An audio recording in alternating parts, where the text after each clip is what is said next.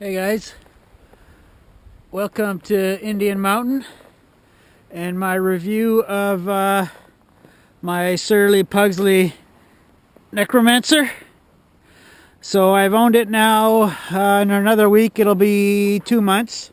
It is my first fat tire bike, and so far so good.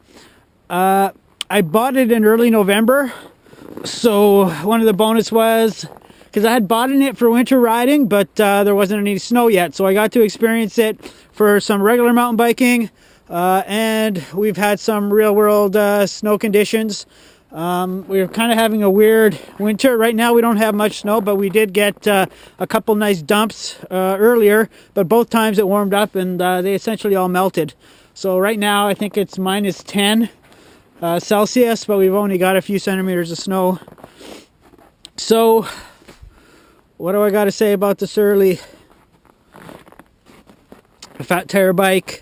An awesome machine. If you're looking for a bike to handle rough, rooty, rocky terrain, it's hard to beat one of these bikes.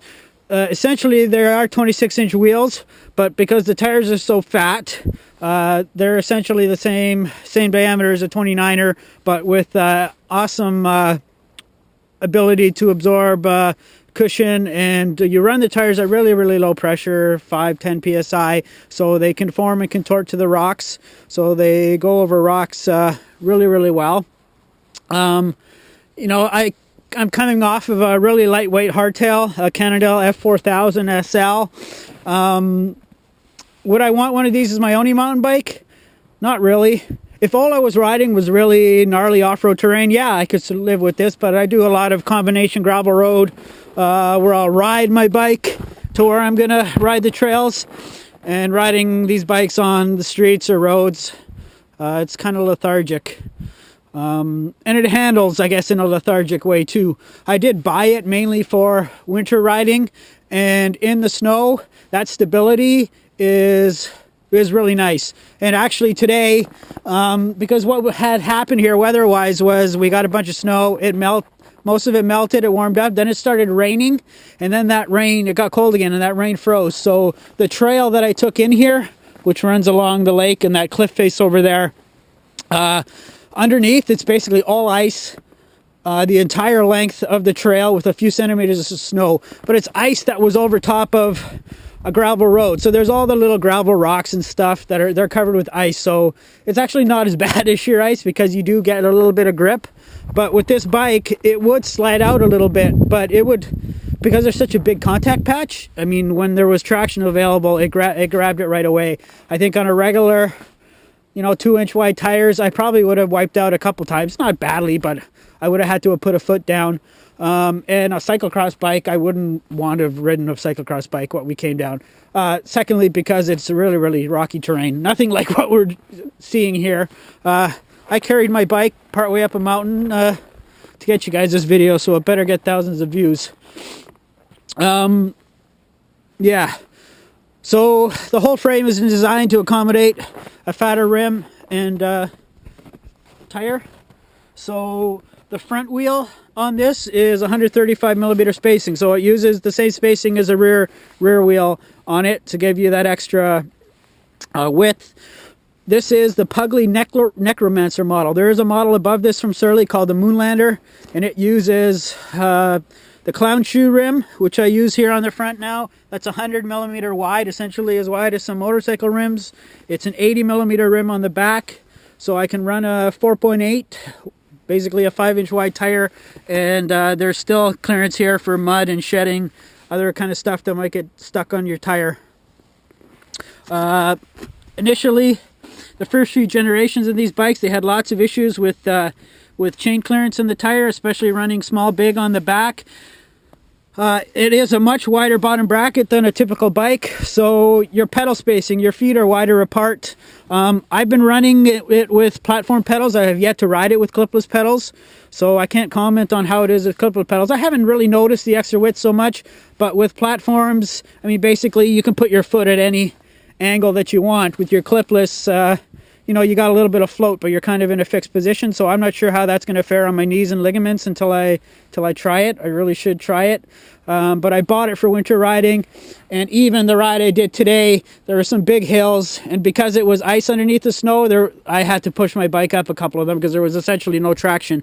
So that's kind of why I went with platforms right now, is because most of the rides I do they're more adventure type rides, and there's gonna be some climbing involved, and I definitely wouldn't have wanted to climb part way up this with cycling shoes, especially with a metal cleat.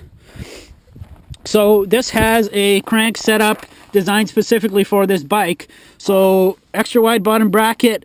What they've done in this case is it's basically a 2x9 setup. So they've completely forego the outer ring, and they put a bash guard there instead of a chain ring, and it's just to the middle and the small. So it's a 34 tooth, 11 tooth on the back, which doesn't sound like a very big gear, but with the diameter of these wheels, you'd have to be going over 40k an hour to be spun out, and you're rarely going to go 40k an hour unless you're bombing down some mountains. The small ring is a 22. I've got a 34 on the back, and really it comes down to how fit you are, really. Like right now, the 22, 34, with some of the hills we have around here, I wouldn't mind a 36 on the back. It's not bad. I'm going to be riding regularly, so my fitness is going to consistently improve. So, you know, in another month, I'll probably say that 34 is fine. But if you're not in great shape or in good shape, and you're going to be riding a lot of snow conditions, lower is better. I recommend a 36 tooth on the back. Price-wise, all these bikes right now are pretty expensive. You know, the componentry that's on it, you're going to probably find on around $1,000 bicycle, maybe even less. But lots of the components have to be specifically designed to accommodate, like the crank. The front derailleur setup is a special setup. There's a mounting bracket that sticks out further than the derailleur mounts to it. Front shifting, it works reasonably well, but it's not all that great. The bike did come originally with thumb shifters, and I can totally appreciate the simplicity, reliability of them, but ergonomically they suck. I have an injured thumb. It made it difficult to shift, and in some scenarios where hitting that shift right that second is the difference between having to walk your bike and ride your bike, you know, a grip shift or rapid fire is the way to go for the ergonomics of it. Whoa, almost fell here. These rocks are pretty icy right now. So all in all, there's been an explosion of manufacturers the past couple of years, so there's more and more companies offering these bikes. Prices are going to start coming down. This is kind of a workhorse. It's not a fancy lightweight bike. I think I'll probably end up keeping this one as my winter only bike, and maybe next year I'll purchase something a little higher end. There's some carbon fiber offerings out for next year, some aluminum, some titanium. You're seeing bikes down, people are getting them down to 25 pounds, which is pretty impressive with 4-inch wide tires. But of course, as with anything in a bicycle, a lack of weight costs a lot of money, especially with low volume production bikes like this. So as every year goes by, you'll start seeing the weight come down and prices go down and start to stabilize. So that's my review of my Surly Pugly Necromancer. One thumb up because I can't give you two because I'm holding onto the camera with my other hand. If you're curious about trying one, I say go for it. If you live somewhere with rooty, rocky, gnarly terrain like we have around here, go for it. If you want it for snow riding, definitely go for it. Basically, this setup will allow you to spend more time riding the bike as opposed to pushing it. I've been riding in the winter since around 1991, 1992 with the bicycles and tires available in the early 90s. I had a lot of fun, but if I had a bike like this, man, it would have been a blast for all those 20 years. So I'm really looking forward to a solid winter of riding. As long as we get more snow. Beautiful Lake Superior, Sleeping Giant. I think that's Pie Island there. It's the 21st of December, so I think we're looking at, you can see the moon. I don't know if you guys can see it. So it's almost 4 o'clock. This is essentially the shortest day of the year. So I need to start making my way back to my car because it's going to be dark in another hour. It's going to take me almost an hour to get there. So yeah, thanks for watching. I've got a bunch of ideas for cycling vlogs, some little adventures I'm going to go on. But I want there to be real gnarly snow conditions when I do those videos. So yeah, my plans are kind of on hold for making some cycling vlogs because I want some real winter conditions as opposed to what we have now. So stay tuned for more videos. Bye.